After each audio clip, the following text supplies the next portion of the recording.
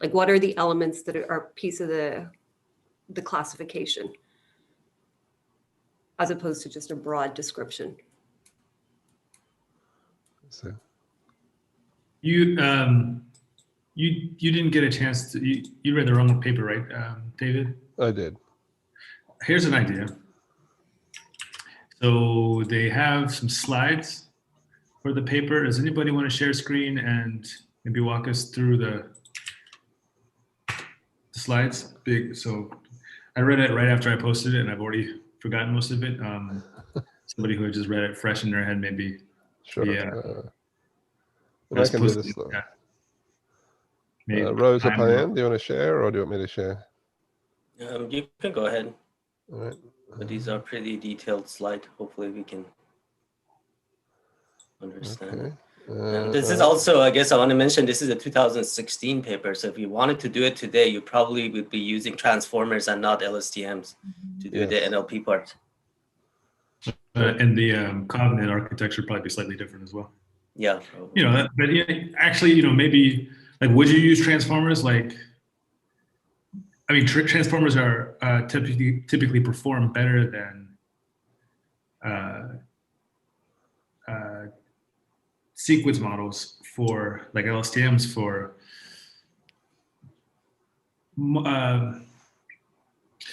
so it actually kind of depends, number one, on kind of inductive bias you're looking for with respect to the task, but it also requires a lot more data. So from a practical standpoint, I wonder if just doing this with like a LSTM or a GRU would be better. Yeah, I mean, that's true. You definitely need a lot more data. I don't think it depends on your inductive bias, because if you have, transformers have no inductive bias, right? That's the whole point, that if you have enough data, it will figure everything out from scratch.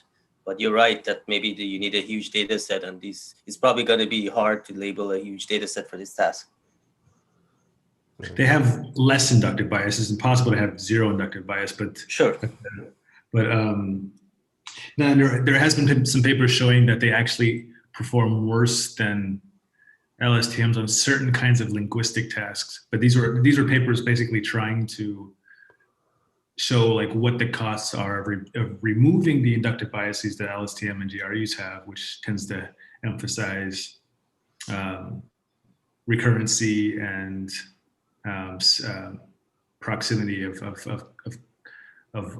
words that have similar that are related to each other in meaning. And so they kind of came up with some toy examples that showed like common sense things that you would expect to work but perform less well on transformers. Anyway, if you're interested, I'll forward you that paper. That was an interesting bunch of papers. I actually wrote them up, so they're easy to I can show you the literature. But anyway, it's a different topic. So yeah, so who wants to walk through this? Relevance losses and cross entropy loss are the same thing, right? Let's get my terms confused.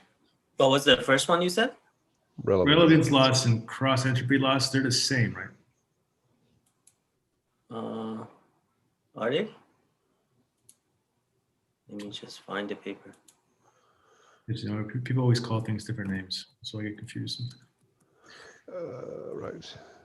So where's the LSTM in this model? Like I see on the left there, that's two CNNs. What's going on here? So if we maybe go to the long-term recurrent convolutional network. So that's just the LSTM. Well, that's the image processing step. Right. And then I think so the next slide looks like they grayed out some squares here. So I guess that means that. I think that's discriminative loss on the top. Yeah. So you're right. Yeah. I guess relevance loss is the cross entropy loss. I just tried to get past the gray boxes. So let's just try and work through this very quickly. So we have a classifier. It's outputting. I guess it's just outputting different classifications with different weights. Is that the output? Yeah, it's a softmax, I guess. Yeah, typical classifier. So you get a bunch of stuff out. Down the bottom there, you have a target sentence that's going through. Sorry, I didn't read the paper. What do they mean by SOS here? You mean by what? So I'm looking at this. So they have the target sentence, and then they have. Oh, I see. They have all the different words that then goes into the Yes, LSTM. I think they had to generate these manually, right, Rose? I think they had to generate all these features that they think will be relevant for this somewhat manually. So that's like part of the input, the sentence, the target sentence. I guess I was confused about that because they said they trained it on description text, but then they're using I think they're using TD-IDF as a metric to try and group the words more closely together. So instead of just having like red bird, for example, they're looking for, red beak. That they're trying to add a metric in to get more of that closeness of very specific words. Okay, so this is a deep learning paper, and a deep learning paper is going to talk a lot about the architecture so that we can, people can look at how it's kind of, and the methodology, so people can see how to reproduce it. But like, before we do that, let's look at how the problem is framed. Maybe that's in the first slide. I think the gist of it, I mean, gist of it from the explanation perspective is how they distinguish between introspection and justification explanations. I think that would be a good, maybe it's in the introduction, the second paragraph. Of the paper. Should I switch to the paper or stop screen sharing? I don't know if they show that in bring the paper slide. up and switch to that. Okay, sure. I'll bring up the paper. Let me just find it. Sorry, one sec. Because we get those, I don't have the paper because I read the wrong one, so somebody would have to. Sorry. Yeah, I can share. Yeah. Sorry. Like with these kinds of papers, I always think to myself, like, all right, let's just assume that the deep learning architecture is going to work. It's not, because it's deep learning and getting the hyperparameters to work and all that. But but let's assume that it works. And so the question is like, all right, because the way kind of deep learning papers work is really just describing how they wire all the pieces together, as opposed to anything really kind of conceptual. So like focusing on the ideas here. Right, let's talk about the difference between introspection and explanation systems. So, I mean, from what I read, I mean, you can read it yourself, but what I understand is introspection is kind of like what we were looking at in the last week's paper, where you basically try to find what caused the result to be what they are, like which node, which layer was it that gave you a high activation resulting in the classification. So this sort of mechanistic inside the model kind of cause and effect. And justification, and they argue, is what we're actually looking for. It's the actual explanation of, okay, the red beak caused me to classify that this is this kind of bird. We don't care about what's happening inside the model. We care about what humans observe, and that's how we want to explain. And the whole point. Go ahead. Yeah, and then the whole point of the paper is just they're saying this is the main one that they're focusing on. They're not caring about this one. They're focusing on the justification.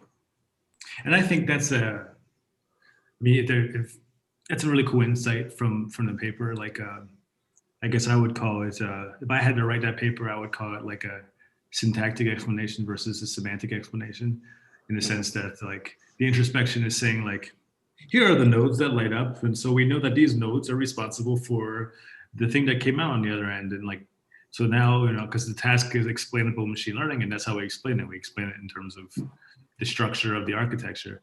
While justification, that feels a lot more, at least closer to how we actually understand an explanation to be. And so for example, this. Yeah, so this is a very good, I think they really explain things well here. So you have these sort of three metrics. There's explanation, image description, and the class definition. And they're sort of highlighting how you would go about what they mean by it. So explanation is what we're after. So class definition is sort of your target, and description is just something you would read off. Not everything in the description is relevant to determine the class, but explanation is only the relevant things. So the minimal relevant things that you need to specify the class, the most, I guess, identifying features of a class. And they're trying to extract that from just, the class label and a description. So you get the description and the class label as input, and you try to learn how to generate these explanations. So here's a question. So can we zoom in on this? I think I can see it okay. What I think, so the image descriptions, they'll come from like some, get that, practically speaking, we could get that from a caption data set, right? Those data sets exist, images and captions. And it's just kind of describing what's in the image. The class definition, I wonder, so this is something, you know, I wonder how that data comes about. I don't remember if they described it in there, because it's like, all right, because you could just like say, get some dictionary database and look up what this, I think they're creating that. It has to be created. Yeah, right? they're creating that from the description. And so they're using the classification to try come up with what the class definition is. And then they're feeding that back into the generation of the explanation. Right, they have to, for example, so the way that I'm imagining this in my head is that you get some generic definition and then you reduce it to defining the thing only in terms of features that are or could appear in the image, right? Like, you know, so if the definition is like this thing only, you know, flies in South America, you would eliminate that because you couldn't figure that out from the image anyway. It'd be like, this is a wide-spanned, narrow-beaked blackbird that has purple feathers on the tips of its plumage or something like that, right? And so like, and then you can actually look at the image and say that it's a bird with purple plumage on the water, and then you could say like, okay, well, there's going to be some set of those attributes are what we're going to use for explanation, because there's some kind of set intersection between the attributes, the visual attributes in the definition and the visual attribution in the description. Of course, that means that you have to come up with these definitions, which I think would be practically pretty challenging, but perhaps doable. If you So excuse my ignorance. So this model simply tries to produce a plausible explanation. It doesn't produce counterfactual explanations and compare them. It doesn't do anything like that. It's just saying, look how clever we are. We can take a picture and we can, you know, give you an explanation of why we classify this picture in some way. Is that it? Like, there's no way that you can manipulate this other than more training data, right? There's no I didn't see any reference to counterfactuals or any of that. I don't know. I might have missed it, but I don't think so.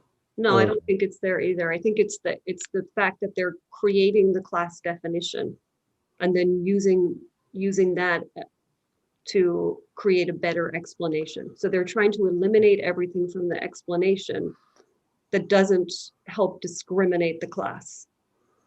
I see, but they have no idea what the correct explanation is. It's just, I mean, how do they measure the goodness of the explanation? Sorry, I haven't read the paper. Well, that's where the loss functions come in, but sort of this toy plot sort of captures it, I think, I mean, in a cartoon way fairly well. Like, so you have these two, right? You have the image description, which has high image relevance, but low class relevance potentially. And then you have the class definition that has the high class relevance, but low image relevance. But then they try to combine this to generate this. So basically you want to generate an explanation that is both related to the actual image you're seeing and is very, very related to the class definition. So anything that is not resulting in the class being that, so it is in a way like implicitly capturing the counterfactuals, right? Because whatever that, if it had not been, would have resulted in a different class label would have to be included here just by training. It's just not explicitly set. Here's how I'm imagining it. So like, if we look at this Western grep description, right? So like, let's just think of it like in terms of attributes of an image. We see large bird, we see white, we see back, and we see on the water. So basically kind of breaking it down into nouns and adjectives for those nouns, so like objects and attributes of those objects. And so it's a set of things that appear in the image. Similarly, the class definition is a set of attributes. So we have water bird, pointy beak that's a beak that's yellow and pointy, neck that's white, belly that's white, back that's black. And so basically, you're just trying to, for the explanation, you're looking at the intersection of these two sets of attributes.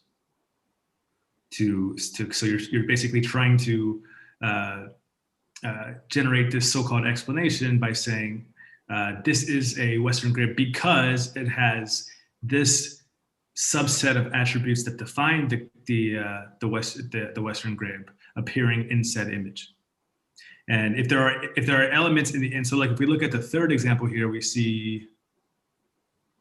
But actually, just these two are interesting, right? Like if you look at the black back, so black back is common between these two classes, so it doesn't make it into the explanation, because if it was black or not, it wouldn't be relevant. It wouldn't be enough to decide the class. Oh, right. So this is, yeah, right. You're right. So the black back is in the intersection, but it's also in the intersection with other birds, so it's not discriminating enough.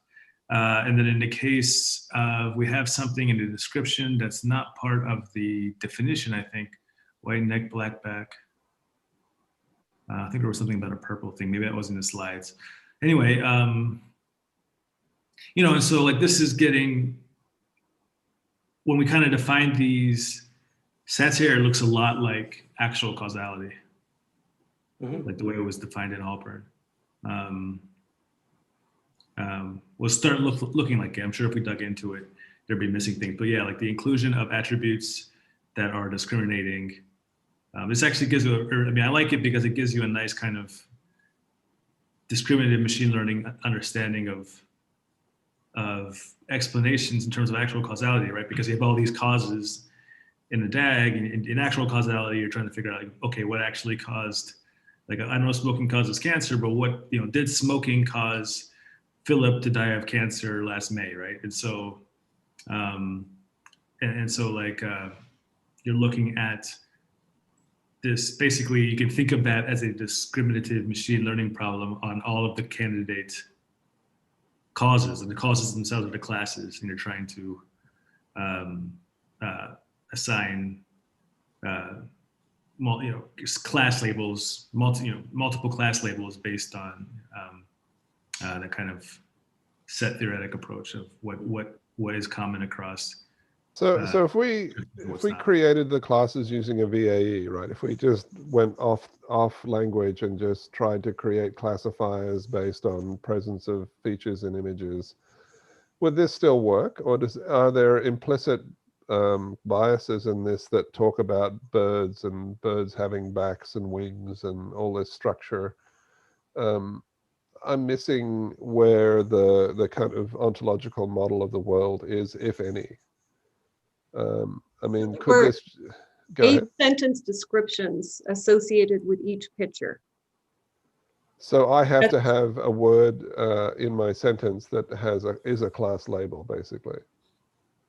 Yes, they started with a picture of the bird and an 8-sentence description of that, and then everything else was built from that.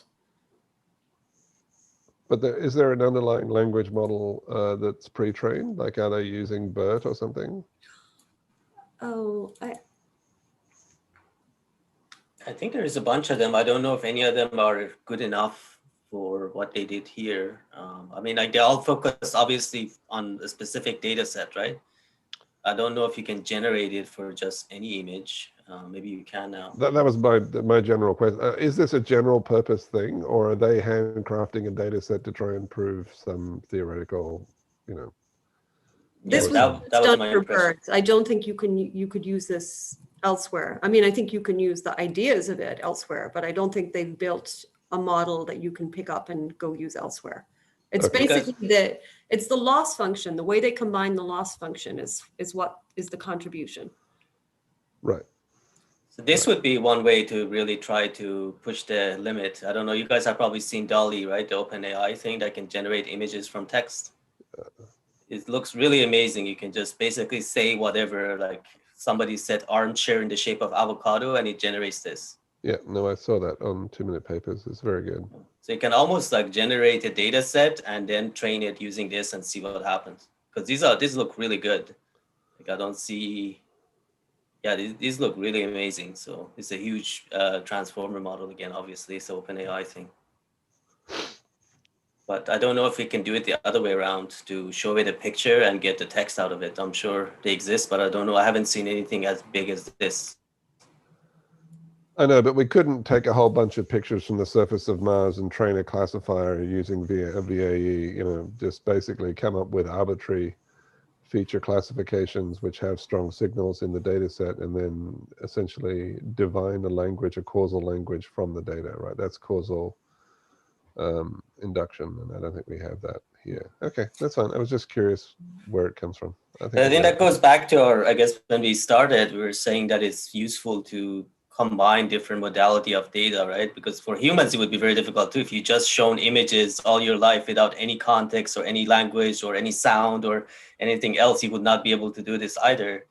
No, I agree. I mean, no, that's fine. Okay. I mean, this goes back to the whole Hofstadter, I guess, approach of analogy-based AI, right? That like humans learn by making analogies between different domains and different things. And I think this sort of makes it systematically allows you to do that with language and images, which is kind of cool. I guess you could add on other things to it.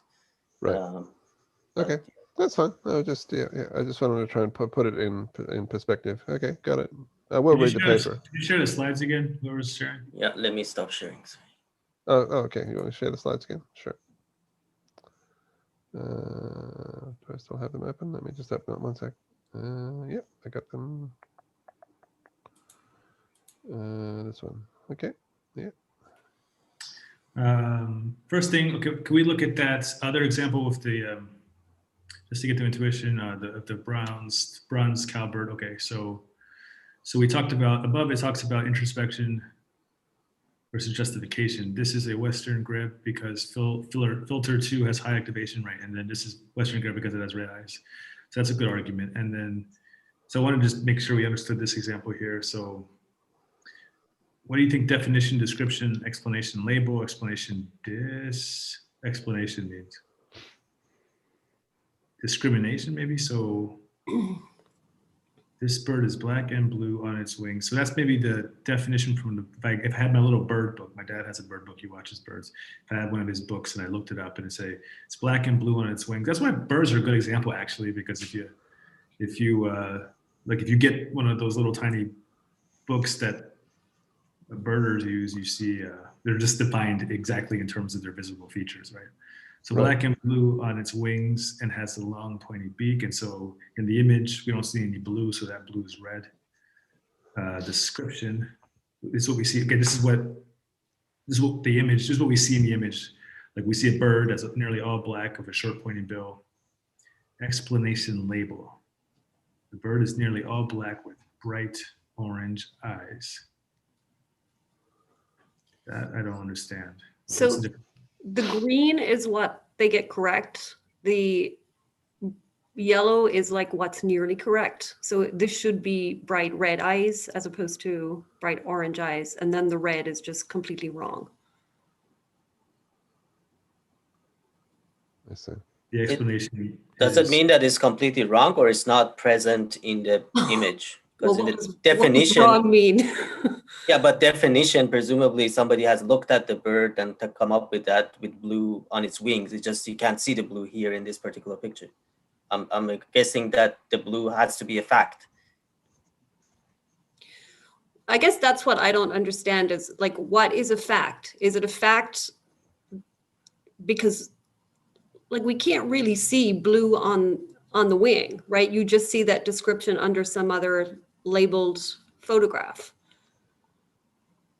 Like, what does the fact piece mean? It's but I think it's independent of the image, no? I mean, I think what explanation here is saying. Go ahead, Robert. Yeah. Inscription. So I guess in description is what you actually see, nearly all black and short pointy bill. So there's nothing else. You can't use any explanation. Nothing that is not in the description Yeah, this is weird. Okay, maybe this example, this is probably one of those things you had to be there. So, sorry, just walk me through. I apologize for my ignorance. So what I would get out of a classifier is a bunch of labels with weights, right? So I think that there is a blue wing. I'm pretty sure the bird is black. You know, I'm convinced that the bird has a red eye. How does that relate to these terms? I mean, if you're not just looking for those symbols in a narrative, I'm missing something. How do they train their LSTM? I think these are the words that contributed, based on last week's paper, these are the words that contributed to the classification. So okay, so there is some causality aspect in the deep learning model, right? Yes. Okay, thank you. Sorry, that's what I was missing. But not in the model itself, would be in the training, the task and how it's structured. So in deep learning, there's no causality implicit in the model. It's how you set up.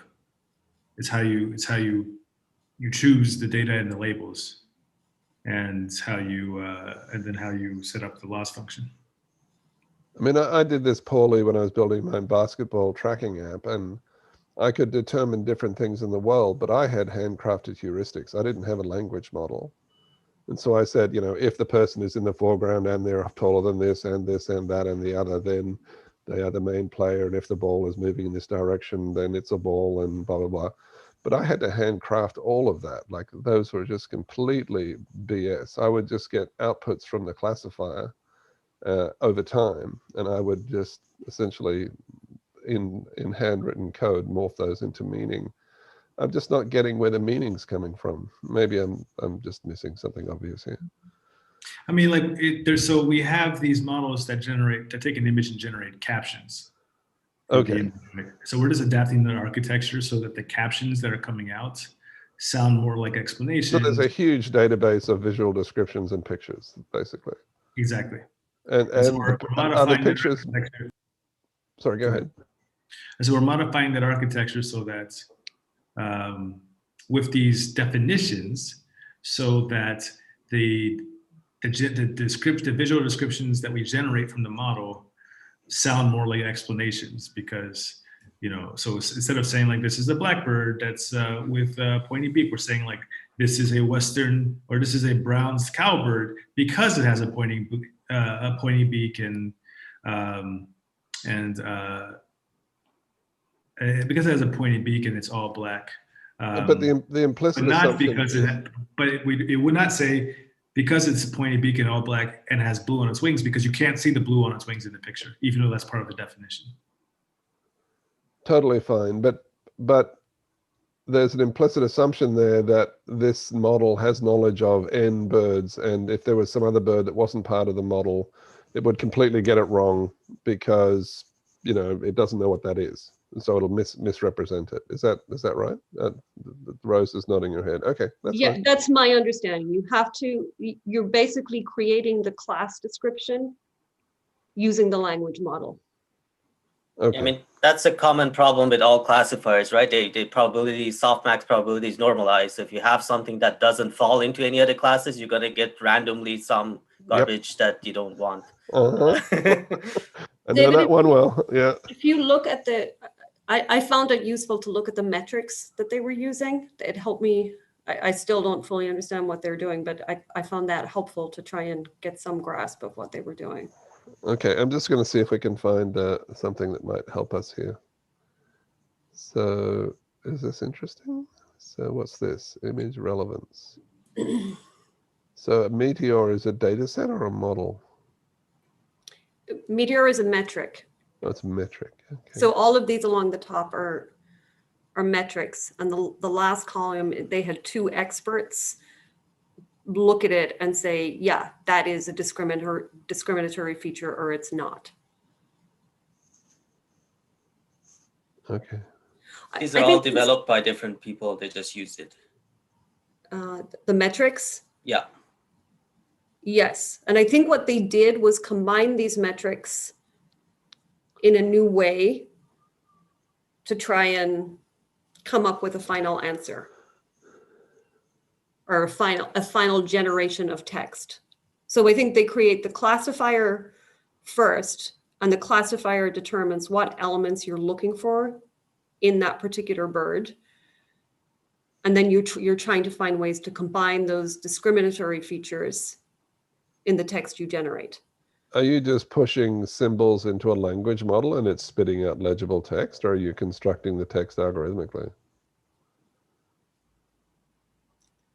Like, you know what I'm saying? So Yeah, this might be where I'm at the limits of my oh, technical. that's fine. No, because I would do the latter, right? I would just build a sentence generator that takes the first thing and takes the highest of the next thing and strings it into English, and there you go. I mean, there's some magic there to try and turn that into text that makes sense using a language model, as I understand That's it. what, yeah, that is what they're doing. They're generating using the language model. Sorry, I think I misunderstood your question. Oh, okay. Wow. If you go a little further down, they talk about how they're using the End of slides, LSTM but in the paper itself. Okay. Talking about figure 3. Yeah, the metrics and the data sets they use are pretty standard for NLP and caption generation. I didn't see anything special there. I was trying to think about whether or not, like, what insights I could derive from that combined loss function, but it just looks like it was looking at cross entropy and it was combining cross entropy with just classification accuracy. I mean, there was some nuances in how they combined them, but They're nothing also that seemed using reinforcement learning, which I didn't quite understand. Was that just something they wanted to do to distinguish themselves, or is that really necessary to do? I wasn't convinced that that's the right use of reinforcement learning, but. yeah, I mean, I thought the reinforcement learning was. I'm gonna just I just gleaned over this part, but it was. I thought they were just using an objective function from reinforcement learning, like were they actually, but were they actually doing? Go ahead. No, they use the algorithm reinforce, and it's based. They say it's used to allow backpropagation through a sampling mechanism to be applied to the visual question answering. So I didn't quite understand. Where is that in the paper, Payne? I'll bring it up. It's right below figure 3. Figure 3. Okay, what figure am I on here? Page 5. Page 5. Okay, that's fine. No problem.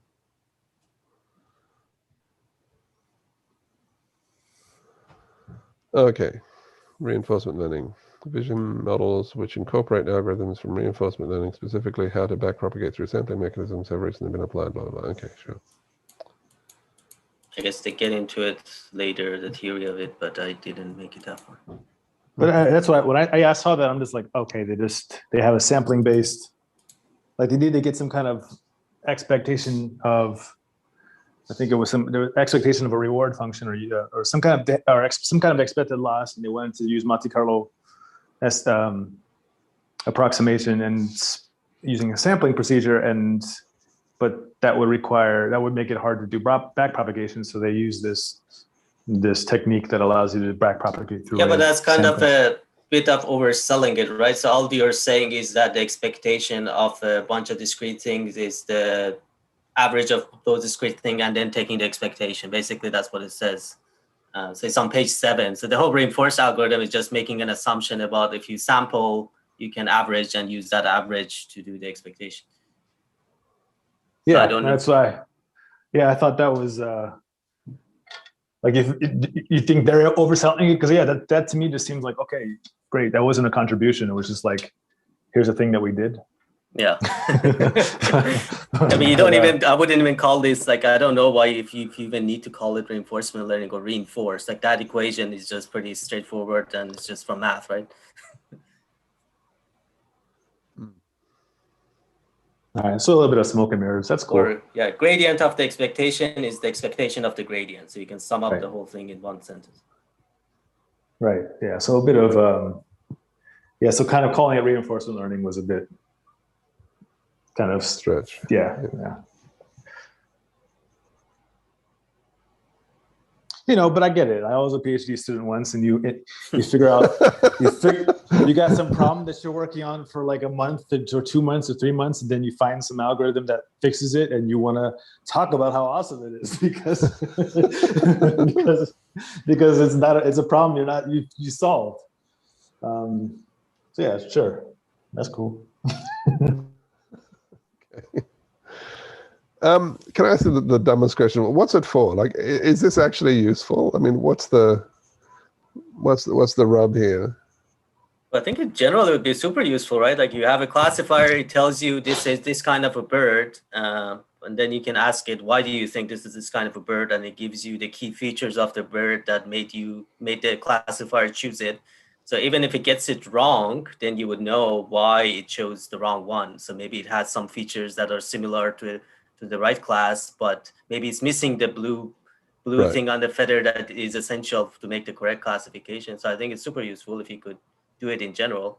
Okay. I agree. I think like let's imagine the science fiction kind of use case, right? Like you're a birder and you're out there and you see a bird with your smart camera and you take a picture and it automatically, some voice chimes in your voice assistant that says, that is a red-winged blackbird.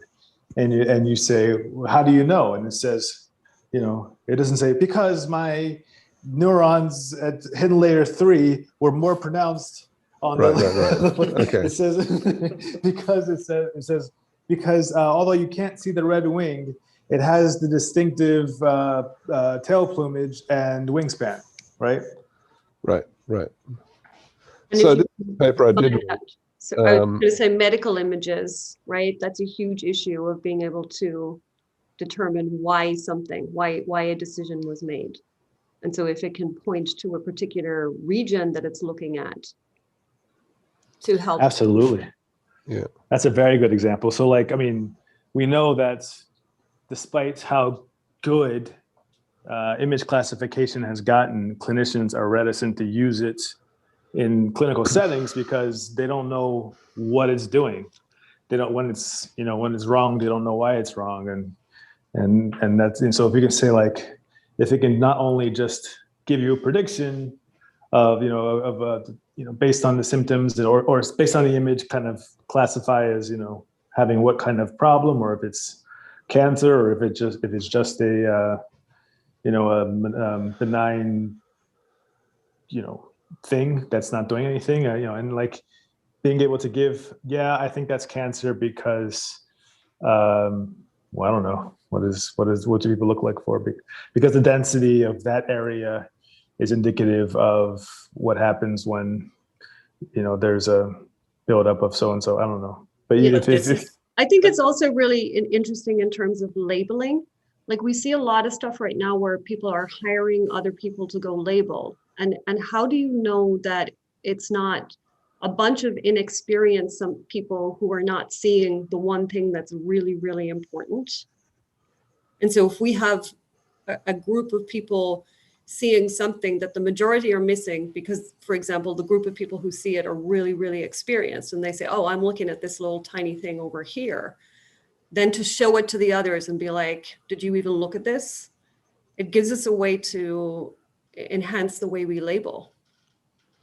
But this is, in a way, I guess, dancing in the border of the old-fashioned way of feature engineering, coming up with all the things you think are relevant, and the deep learning way where you don't put in any pre-knowledge, and somehow they're trying to get the best of both worlds.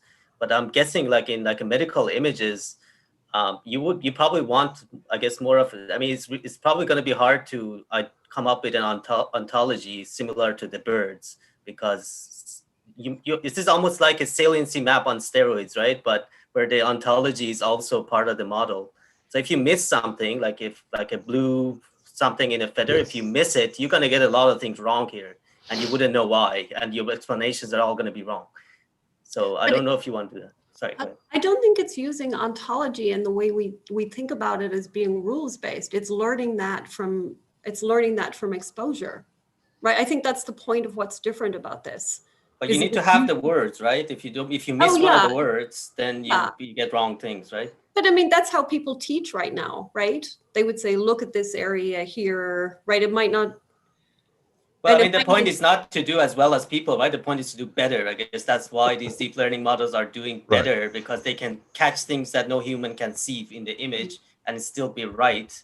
But somehow we still want to know why. So as soon as you ask the why question, you have to sacrifice some performance, I guess, in some cases. See, I don't even think, for me, it's not even being better than humans, it's being good, right? Good enough with respect to some kind of loss function. And right, so like benchlining against humans, this is this kind of Turing test thinking that I think is a problem in the machine learning community. What you need is to find some kind of loss in terms of what's important to you, and then evaluate whether or not it makes sense. Like if, for example, it's as good as a doctor, or even a little bit worse than a doctor, but it can process 100 times faster, 1,000 times faster, 1,000,000 times faster, then you've achieved a lot of, you've cleared out a backlog, you've achieved a lot of economic gain. If you have to search for, you have to search for enemy missiles coming in the sky, and you need to search a lot of sky at a certain amount of time because missiles fly fast, then you don't care about accuracy so much as efficiency, right? So yeah, it definitely doesn't need to be better than humans to be useful. I fully agree, but I think in some cases it can detect things that no human can, and that's very useful, especially if you're looking at medical imaging. I don't know about the missiles flying around, but the medical imaging one, I would like the model to detect something no doctor could detect. Right. Yeah, it's like that's the talk. Yeah, I was going to say that's, I people say that about deep learning, but I feel like, well, great, if it's finding something that I can't detect, great, tell me what it is, so that we can go and figure out.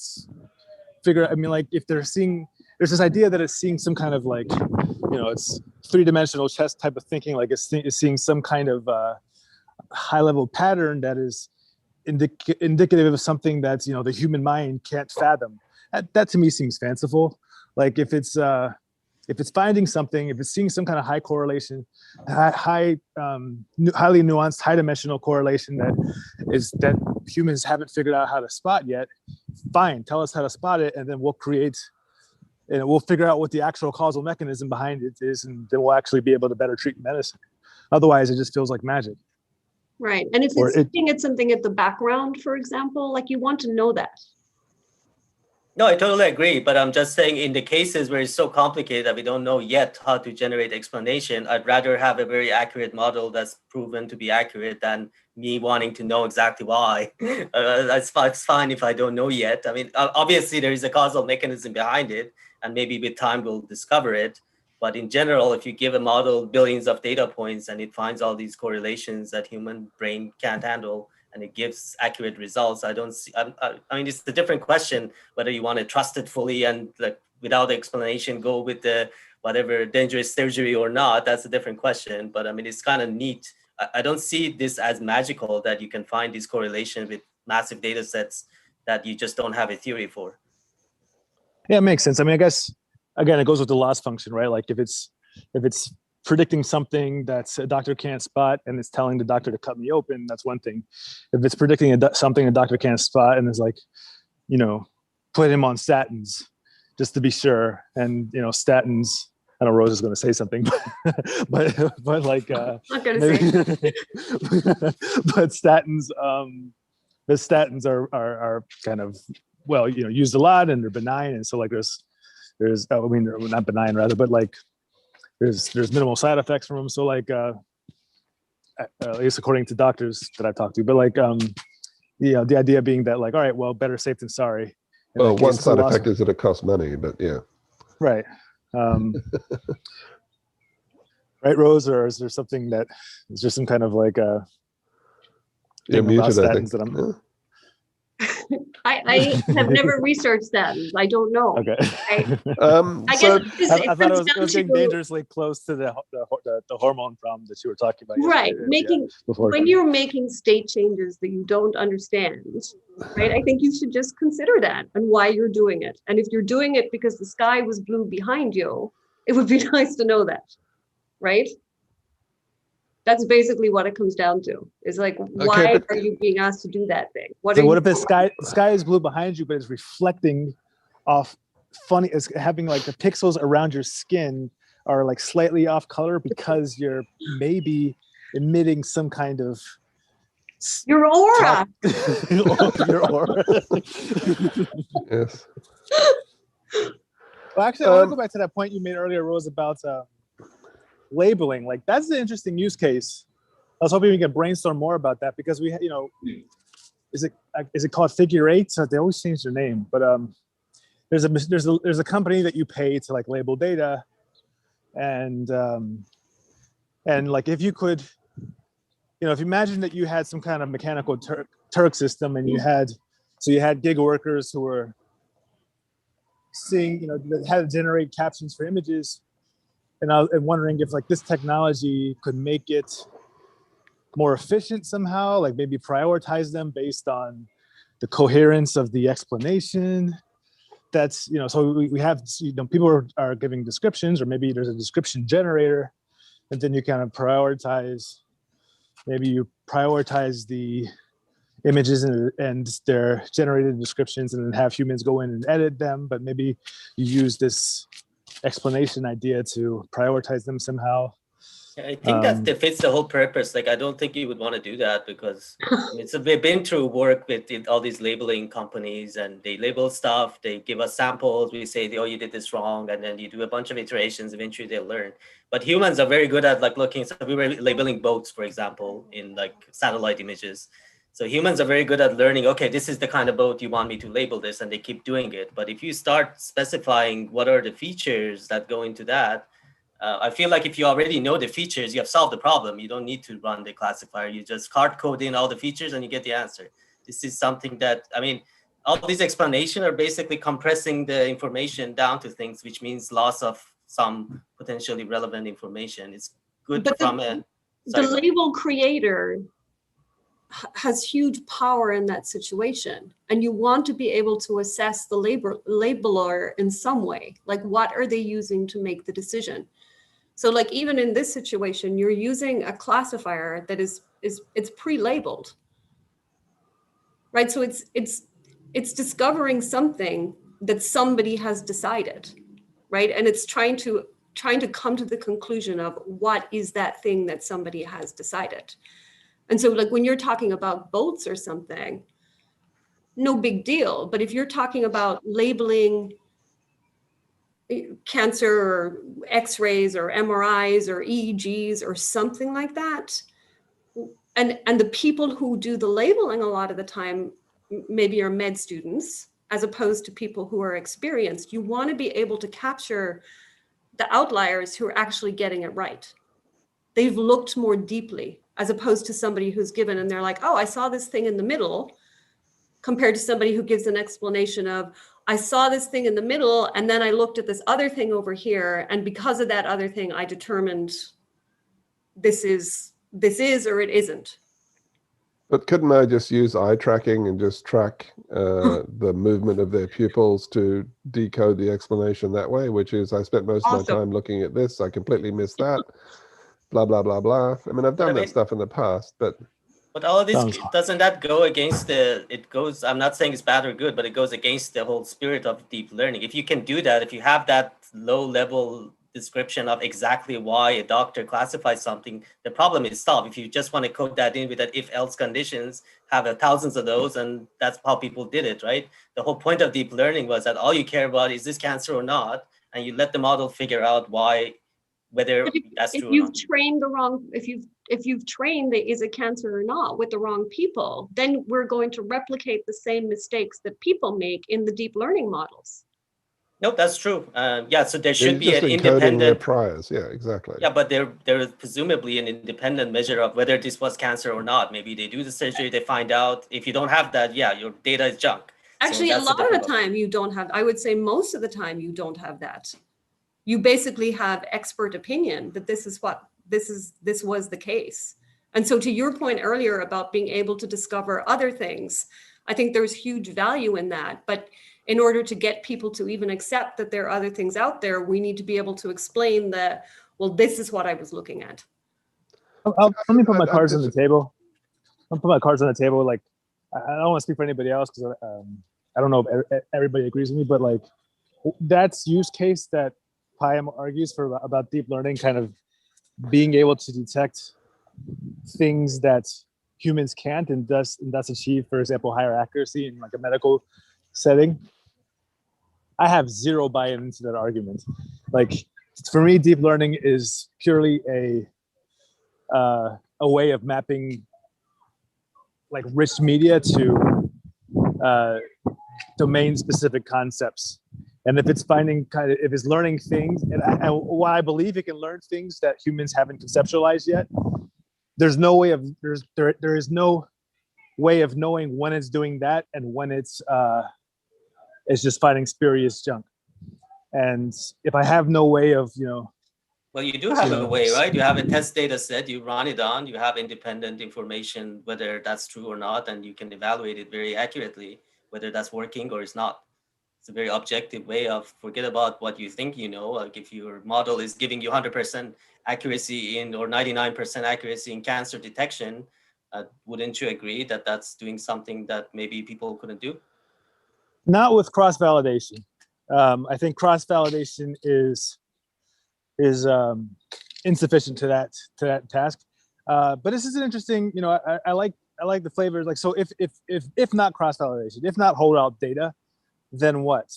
Maybe one of the things we can read is Alex Demor's paper from Google, where he argues that kind of the way we train, he's arguing he calls it under specification. It was funny because he was basically using a causal argument, but didn't want to talk about causality explicitly because, it's Google and, you got to speak the lingo.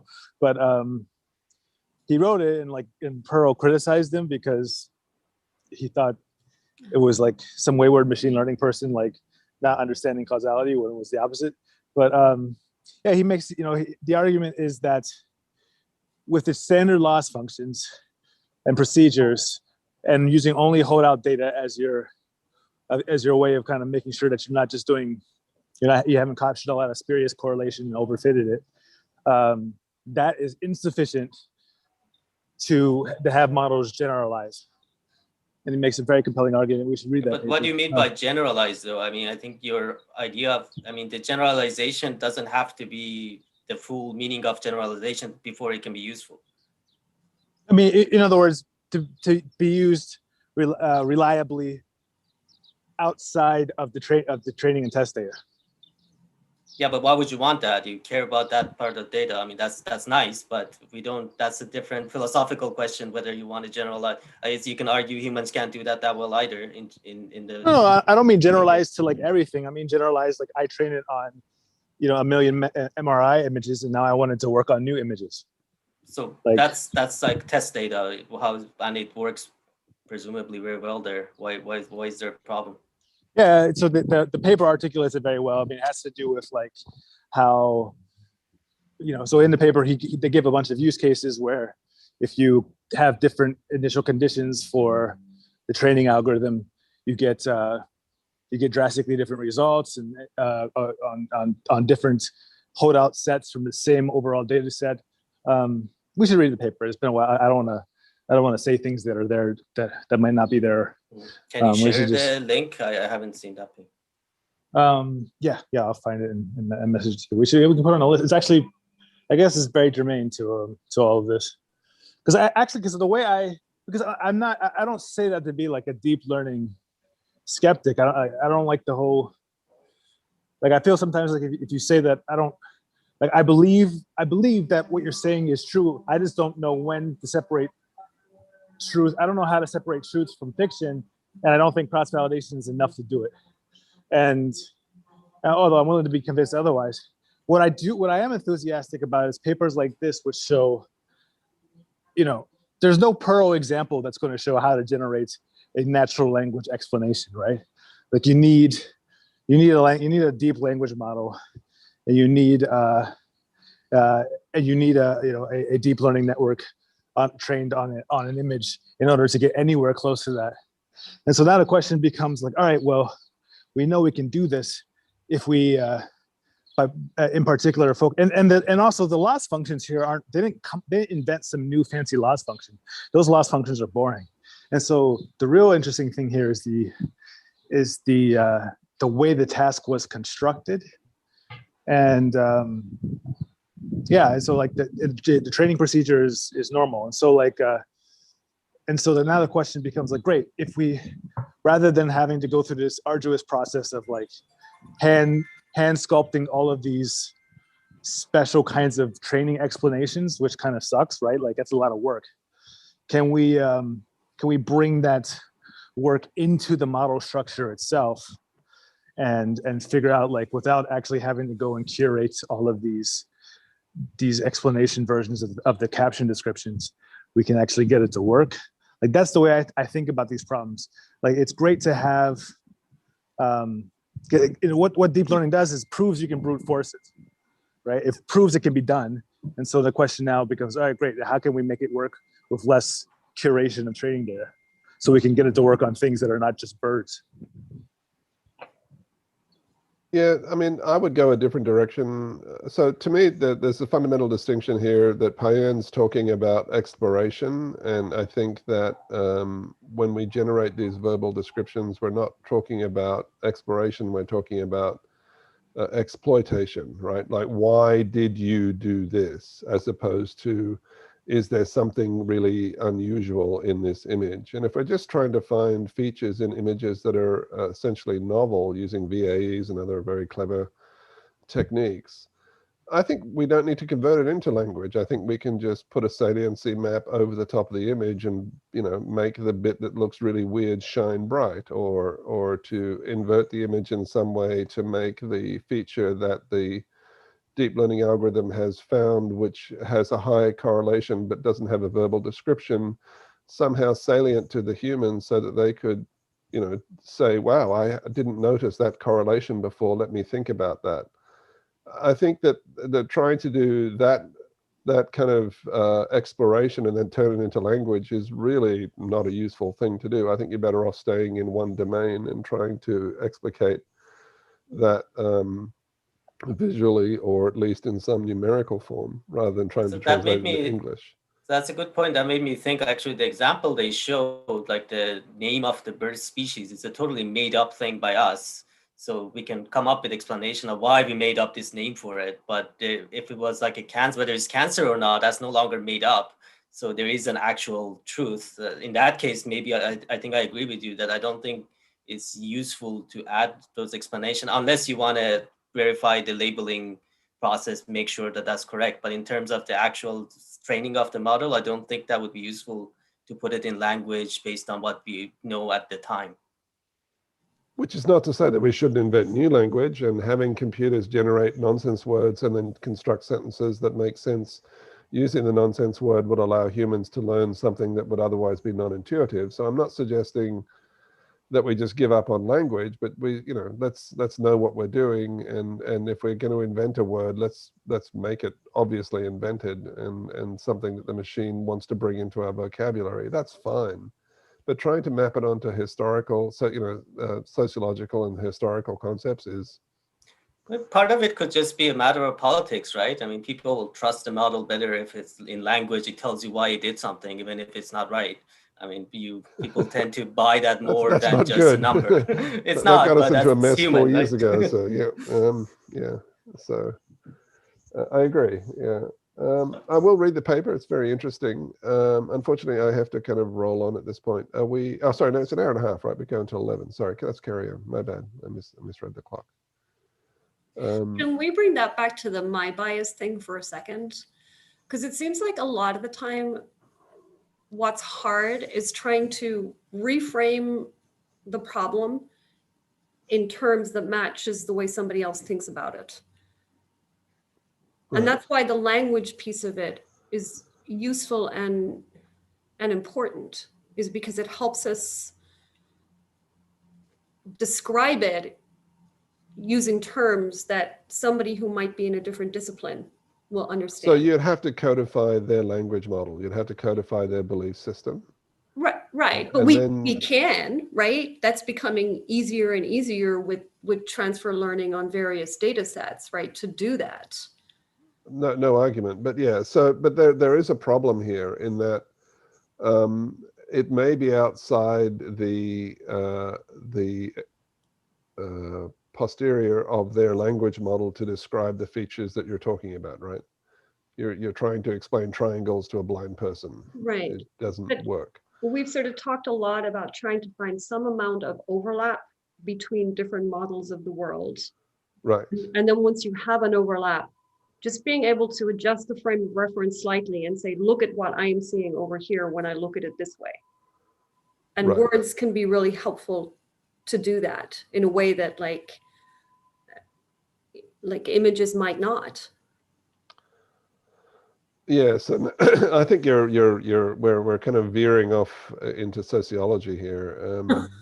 So it's a useful thing to do, but yeah. So this relates to another group I work with, and we were discussing the role of anyway. It's a different conversation, but it's just funny to think about, like when Robert and I were sort of joking about the blue sky, and he's saying, "Well, there's something coming off of your skin," and you're like, "Yeah, that's an aura," right? Like it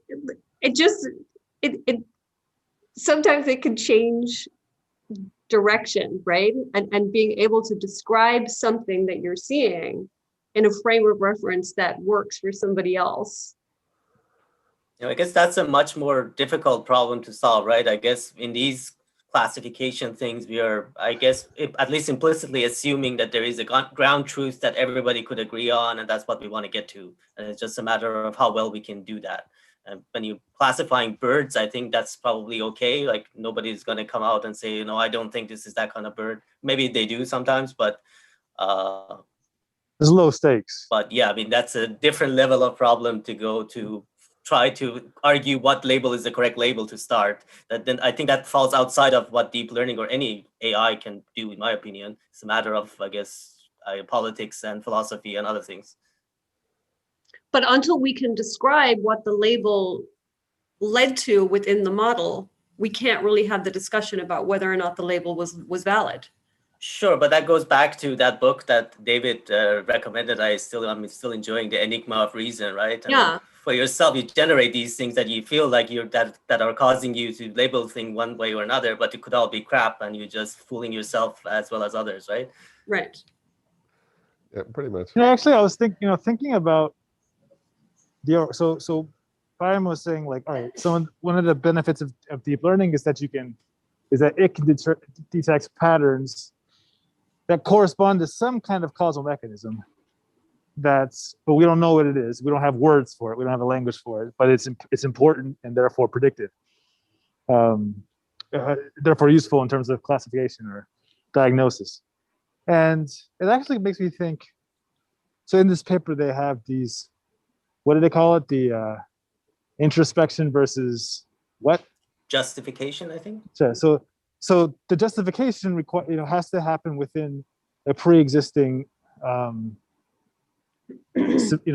vocabulary, right? But the introspection doesn't, right?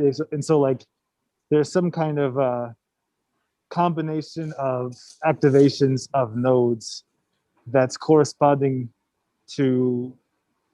maybe corresponding to some kind of real world concept. Now, if this were science, we would.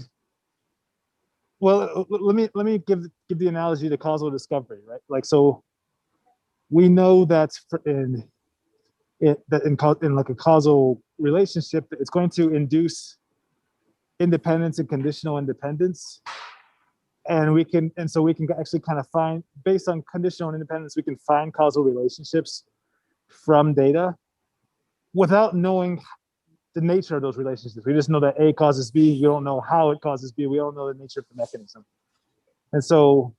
And then what a scientist would do then is once they found such a relationship, they'd go and validate it in a laboratory. Say, well, it looks like there's a relationship between this and that. Let me just go and run an experiment to make sure. And maybe that's kind of what we need here to like find new concepts. So let's go use the example of the aura, right? Like, let's imagine that, there is some kind of non-Western form of medicine that works with auras, and let's assume that auras are real, right? And that it's possible to detect whether or not somebody is ill based on their aura, and maybe even see it in an image based on how the aura refracts light. And if your vocabulary was limited by Western medicine, then you would not be able to produce explanations for any kind of prediction that used that aura information and detected it, and it was kind of encoded somewhere in the vector space of hidden nodes. And so could you then go and like run some experiments on that, on those introspective descriptions, as it were, and then based on those introspective decisions, and then kind of come up with a new aura-based theory of medicine? That's an interesting question, I think, and analogous to what we already do in causal discovery. Yeah, we should reframe it in words other than aura, though. Yeah, if we could come up with some kind of historic example. But here's a thing that we knew, before, for example, there was, before people, the models of the universe that people had before there was, before Ptolemaic solar theory of the solar system, or the plum pudding model of the cell before we had nucleuses and DNA, or concepts of nuclei and DNA, for example, like some kind of historic example where the classes that we would have come up with would have been constrained by our limited knowledge of the domain. But if we had introspected perhaps on the guts of the classifier and used those to inspire experiments, we could have discovered something new. Yeah. But I guess in this case, if you actually just train from images and forget about all the explanation, you will probably discover the correlation between the aura and your diagnosis, right? Yeah, and you'd be able to you wouldn't know why, but you wouldn't know why. But that'd be enough to save some lives for sure. But would it be able to save lives reliably and consistently? And if you use a new camera that didn't capture the pixels that are refracted by that are changed by that aura, like it doesn't work. And so but you don't know what it is. Is it the camera that changed, or is it what is it that's wrong with this new set of data? Like that's so being able to transfer learning is why this is hard. Yeah, I think there's another piece to this, which is kind of, once again, outside the realm of deep learning, but I think it is relevant, which is the idea of exaptation. So this idea is that we are constantly reusing very, very basic biologically evolved mechanisms in everything that we do. And when we make a decision, we're kind of tilting our head left and right because we're using the inner ear to essentially keep score and all this other stuff. Explanations have to have a certain form, right? So if we're trying to look for explanations, we should have a classifier that can classify types of explanations based on biological processes or exaptation. And then essentially we could look for different kinds of explanations in the data from that perspective, in that human beings like to explain things in this way, in a causal way perhaps. So let's look for information or data in the model that conforms to this prior of humans using the looking for these features in this structure in order to create explanations. Because otherwise, if you just go completely off the human map, we'll never understand what it's trying to tell us, right? So we have to map it back into mechanisms that are known to make sense to humans in order for the models to be able to communicate with us. That's a good point. Actually, I was just thinking about something similar. So maybe making it a little bit more theoretical. I wonder, like, given any situation, let's say with the birds or whatever, how many different types of explanations that are actually correct can you generate in theory for a given situation? I bet you can. It's not going to be unique, right? It's an ill-posed problem in general to come up with an explanation that describes the given situation. So you can probably generate a bunch of them that are fully justifiable with the data you have and are just a matter of taste, which one you want to go for. So it would be nice to see a theoretical sort of discussion of that. Sorry, you are muted, David. Yeah, so the paper I did read actually does talk about this, and this is this wonderful diagram, which is exactly what you're talking about, Payan. So if we have this to be ridiculous, eagles, geese, and pigeons or something. If I'm trying to come up with an explanation as to why it's an eagle and not a pigeon, then I might use this one here, right? But if I'm just trying to make a really strong case that it is an eagle without referring to pigeons or to the other classes, then I'll use this description. But if I'm trying to contrast it, like if I have uncertainty about it being one of these versus one of these, then I'll use this explanation. So this essentially tries to offer small, compact groups of features that make for compelling explanations that differentiate it from nearby features as well, if that makes sense.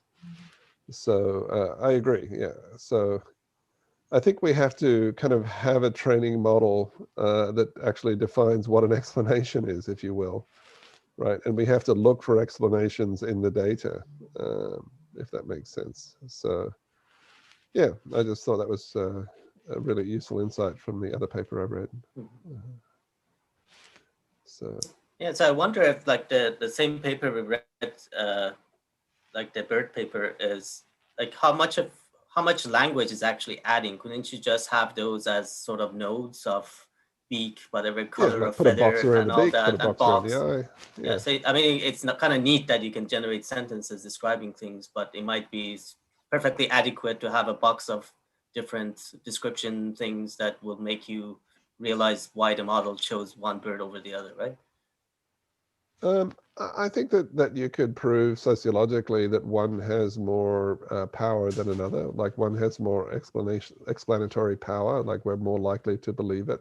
If we take the same 3 bits of information and represent it in different ways, it's a guarantee that some of the ways we represent it will be more effective than others. It's a psychological thing, you were saying. That's where I'm going, yeah. So it doesn't have more explanatory power, it just has more convincing power. Yeah. So yeah, so if we could train, like if we went to Facebook and we looked at the power, if we created a data set on the power of explanations in Facebook, and looked at what arguments actually changed the word corpus, so if we have a word corpus where we're seeing these kinds of words in these amounts before some intervention, and then there was an intervention and then the word corpus changes, can we go back and try and understand what the intervention was that caused the corpus to shift? Things like that. Mm-hmm. That's a different, once again, I'm off topic here, but I'm just trying to get at the fact that we're kind of creeping outside the world of deep learning and into the worlds of sociology and psychology. That's all. Now I'm thinking of more scary applications of this. So imagine you're Facebook and you want to generate an explanation for why some questionable decision they made in their platform. You can actually close the loop and try to train your models to generate explanation that are most likely to convince people of whatever they want to be convinced. They don't care about the actual truth. You can try to maximize the convincingness of a model. I mean, you can even like a loan application, right? Like if a model trying to tell me, okay, I'm not qualified, it makes sense for the model to come up with the things that is more likely to convince me that, okay, you're right, I'm not qualified, as opposed to the actual truth that was used by the model, right? Yeah. So I'm just trying to say that there are limits. That's all. Yeah. So like a machine for generating really good gaslighting. Deep gaslighter. Oh, that's a winner. That's an instant publication. Yeah. I guess that's where I was trying to go earlier, where I was challenging their structure, right? Because there is implicit structure here, right? We need to explain things in certain ways. Certain explanations work for us and others don't.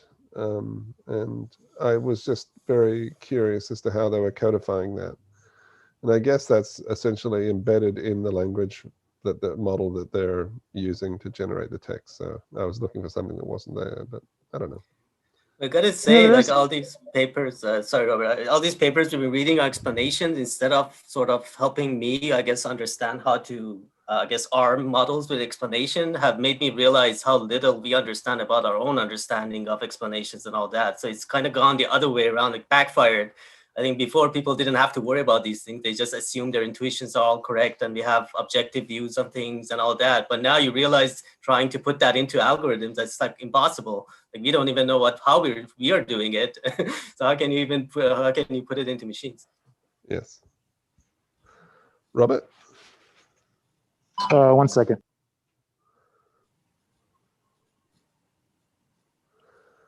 Just while we're waiting for Robert, it feels like last week the paper, by trying to approach it from two directions, both the model itself and the training set of words, there was something there that I feel like could be useful as applied to this paper too, that's kind of missing. Like trying to identify where it's coming from and understanding how much of it is from the word data set as opposed to an element of the model. Does that make sense? Okay, So- sorry. Go ahead, Panian. No, go ahead. Yeah, I was just thinking about it. I think it makes sense in a vague way, but I don't have a good understanding of it specifically. Can you I try just again? like from the paper last week, that was something that was really valuable. I was surprised with that paper by how small an area within the model was responsible for the gender bias, right? We were able to get it down to a really small piece of the overall number of nodes. That really surprised me. I expected it to be far more spread out. Do you Yeah, think that would be I true was in actually, general? well, I was actually pleased with that result actually because Yeah. it's like it makes me feel a lot more confident with like the architectures that we learned. So especially like, you know, because I've seen models become, you know, so we know that we can, like I mentioned the lottery ticket hypothesis last time, that once we've trained a model, then we can kind of systematically eliminate nodes and retrain it, and with very little loss of accuracy. But the fact that so it tells me that if I did that, if I was just trying to like, or even if I didn't do that and I was just kind of training to make sure that I wasn't with dropout or something like that, so that I wasn't overfitting, that things are going to cluster together, and concepts are going to cluster together in a network, and that feels, you know, it's like, it makes it less like magic and just more like, okay, this is a circuit and this is the area of the circuit that's doing a thing. You know, it just makes one more confident in what you're doing. Yeah, I agree. I was really surprised by that. And then, you know, we talked a little bit last week about what happens then if you take out that node and see what happens, right? Does that give us some new discovery then of another way to look at this? Yeah, interesting. So again, it comes down to like mucking about with the guts of the model, and like it would seem like that would be a silly thing to do, but maybe it isn't.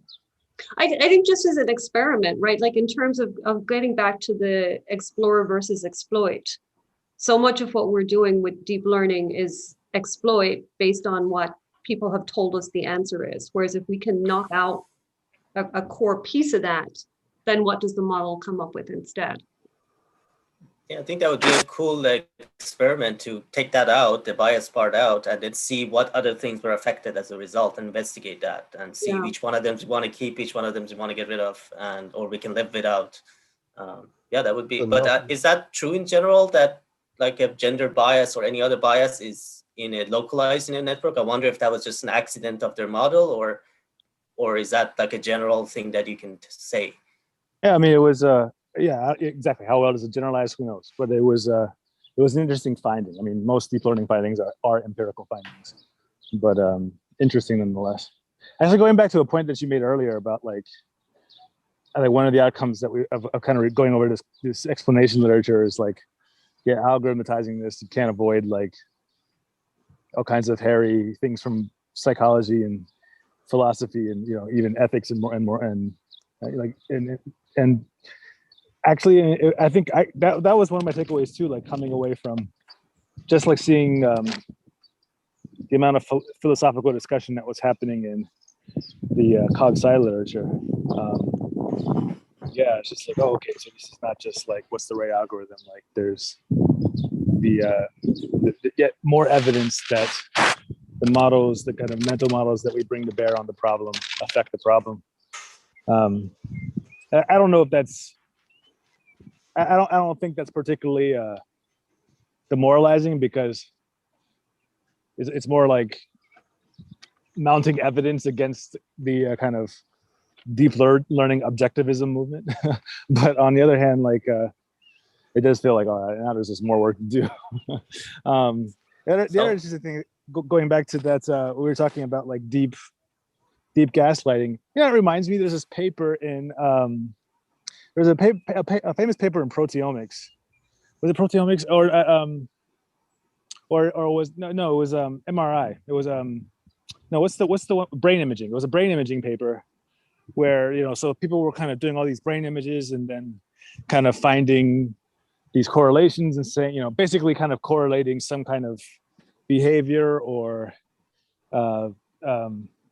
physiological phenomenon with an area of the brain. So like, oh, okay, this is where love lives, or this is where, you know, this is what happens in your brain when you're sweating or something like that.